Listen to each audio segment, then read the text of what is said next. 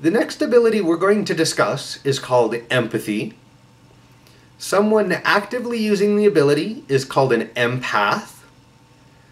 The category the ability falls under is first and foremost feeling-based, although does include knowledge-based as well. The manifestations of the ability are more emotions or emotional states. And with empathy itself, it's important to understand there's actually two variations to it. You have the empath itself, which of course we're going to learn to develop and include. And there's also what's known as an uncontrolled empath, which is essentially similar but very different. With an uncontrolled empath, what happens is they're basically too receptive and have absolutely no control over the ability. And as a result, it can actually overwhelm them. It can essentially burn them out. And the reason that these two are important to be discussed together, because if you're not dealing with empathy in the right way, not learning how to control it as well as how to develop it, it's very easy to slip over to the uncontrolled side, and that can be devastating. With an uncontrolled empath, the easiest way to know that you are is to go to places where there's high emotional content, not so much like malls. I mean, malls at Christmas time maybe, where there's a lot of emotion, but more like places like hospitals or funerals. Those are kind of places where emotions tend to be more free because people have nothing else to do, really. And those emotions, if they become so overwhelming that you just can't handle it, like you just feel like it's too much, that's a very slight variation on the uncontrolled. If you enter something like a hospital and you literally get violently ill, like you can't even walk, take a step without like doubling over, that's a true uncontrolled empath. It is that powerful. And so what we need to do is also learn how to make sure we don't go there, because of course that's pretty devastating to most people, and that's not the point. So with empathy, always remember that it's just as important to learn how to kind of shut it off or temper it as it is to learn how to open it and develop it, because without the other, one isn't going to help you very much. It's too easy to just sort of lose sight. So this is also therefore good for the uncontrolled empath to learn to temper their abilities. So this kind of covers both. Now, with empathy itself, it's also important to realize it's not just about big emotions like happiness, anger, sadness. Those are things that we're naturally open to, right? If you walk into a room and somebody's angry, it's really easy to kind of become angry yourself. And with an empath, that's also another thing you have to worry about, is picking up other people's emotions and adopting them. It's one thing to read them, it's another to live them. And so when you're doing some of this stuff, it's also important to keep an eye on yourself. If you're finding that you're having emotional states that just aren't consistent with what you should be feeling at that moment, there's a very good chance you're picking it up from somebody else. And that's not a bad tool to develop it, but it's also at that point you need to maybe close it off and look at it almost from an outsider's perspective. You need to be able to also read the emotions, not just experience them, because at the end of the day, then that leads to the uncontrolled side, and we don't want to go there. So with that itself, because emotions are such a big topic, and like I was saying, they're not just big emotions. In truth, there's actually a very tremendous range of very subtle variations on emotions, many of which we don't have names for or words to even explain.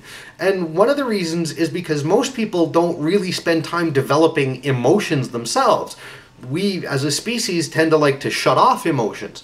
So with empathy, it's also important to realize that as you're developing it, it's very likely that you're also going to find you become more emotional yourself. And the reason is because to become a better empath, you need to have your own emotions. Because effectively, you can't pick up what you don't understand. And so as you're developing, learning other people's emotions, you're going to naturally expand on your own emotional repertoire because you can add their subtle emotions to the list. And at the end of the day, there aren't unique emotions to different people. Different people feel different emotions for different reasons, but the repertoire of emotions is standard in all of us. It's one of those few things that is uniform. Even though we use things in different ways and develop emotions to do other things, the whole gambit of emotions are built into all of us. And the truth is, the more that we can come to terms with our own emotions, the better actually life becomes in a number of ways, not just from the empathic side. So it's important that even if you're not really developing empathy, it's a good idea to practice the skills, because the more you understand yourself, the easier it is to trust yourself. And emotions, because we don't really trust ourselves very much with them to begin with, is a tremendous boost to the trust yourself category, because we're trusting something that we've specifically spent most of our lives not trusting. And that's a huge step in the right direction. So just so you know. Now, when you're learning to develop empathy itself, the easiest option is to go into a crowd, to go places where there are people and just watch. But it's important not to just look at the surface. The surface you can get without having any ability. You can look at people's body posture, at their facial expressions, at how they carry themselves. They get a lot of ideas about what they're feeling, and they'll be accurate. What you really want to do is go deeper, look at the subtle emotions they have underneath. Most people, unfortunately, don't realize the sea of emotions that they have at any one time, focusing only on the surface emotions, the bigger ones. But to really be good at empathy, you need to learn all those subtle variations. But more importantly, you need to convert all those subtle variations into information.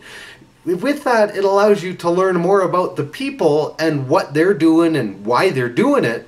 And that's a huge part of what empathy is really all about. It's not just reading the big stuff, because like I just said, everyone can kind of get that. It's not even just the small emotions either. It is about gaining information from that emotion. And when we can do that, it helps us learn more about other people, but it'll also help us learn more about ourselves, because as I said, we all share the basic gambit of emotions. Now, if you want to learn how to kind of temper it or shut it off, the easiest way is to go near places that are overwhelming, like maybe sit on a bench outside a hospital, for example. You don't necessarily need to go inside where the emotions become too much, just in the area where you can pick up the emotions but don't have to physically deal with them. And the whole idea there is to teach yourself that it's okay to feel the emotions. With uncontrolled empaths, that's usually the primary reason they don't have control, is because they've conditioned themselves, or other people have conditioned themselves, that they're not allowed to have emotions, they're not allowed to be emotional. And that, unfortunately, is what loses us control in that ability. So a good part is just to give permission to yourself to have and feel the emotions. If that's not enough, then what you can do is sort of visual techniques in a way. One of the easiest is to look at things like surrounding the emotion with a wall, right? Or taking the emotion and physically imagine it in your mind that you're taking that emotion and separating it from the mass, and then just looking at it as an independent thing. That allows you to keep it distinct and not deal with the whole monster volume that's there, and just pick it apart one at a time. Now with that, you can also work on just sort of shutting off your head, basically. Just tuning out the emotions. And effectively, it's the same idea. You want to go somewhere where there's lots of emotions, and then just work however works for you to build a block, to build a resistance to that emotion.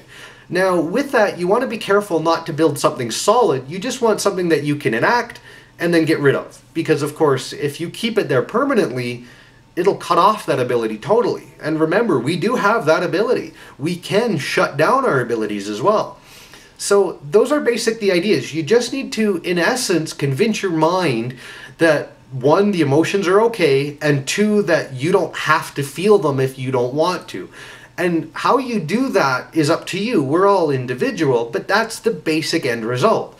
So with that, it'll give you an option to learn how to develop emotions, how to read other people's emotions and get information, and also learn how to temper them or minimize them so you don't have to be overwhelmed. And there's a lot more to emotions and a lot more to empathy, but some of it, go out and experience. Go find people and see what you find, and let it evolve with you. Let it take you wherever you need to go. And at the end of the day, with empathy, that's the easiest way to go. Just ride the wave, if you will. So there's empathy.